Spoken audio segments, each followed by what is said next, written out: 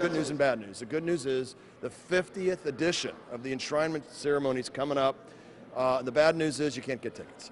Because ticket deadline's over, but if you have tickets, you're lucky enough to come out and see this, and it's a 2-day event. It's going to be great. Yeah, super. We start with the President's reception and dinner on Friday night here in the Hall of Fame and at the Air Force Museum next door, and then Saturday's the formal 50th annual enshrinement dinner and ceremony down at the Dayton Convention Center. So next year, get the tickets early, people. All right, and before we get into this year's class, a little bit about the Hall of Fame for the folks that don't know. Well, we were founded here in 1962 by 5 Dayton businessmen who thought we should honor our air and space pioneers.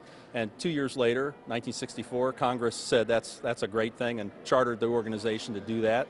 And then we opened this building with what you see here in 2003 with these exhibits. So it's a public learning center and an organization that oversees the election of these American heroes, truly. So get your membership out here too. All right, let's talk about the class of 2011. Okay, well, we're going to enshrine the late Ivan Kinchlow, famous test pilot. Neil Armstrong is going to be the presenter for the late Ivan Kinchlow. His widow is going to accept.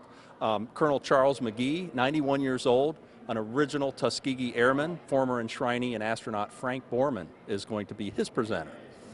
Next is Dr. Harry Robertson, the father of the crash-worthy fuel system. And last but not least, the late General Thomas D. White, who was a strategist during the Cold War. The Secretary of the Air Force, Michael B. Donnelly, is coming to present. The late General White's daughter, Rebecca Ann, is going to accept. All right, Ron, break a leg, as they say, WDTN.com. Go to Booker's Beat for more information. And Ron, one of these days, I'm going to get my portrait up there, but the qualifications for me, I've ridden and coached near the lavatories. Does that count at all?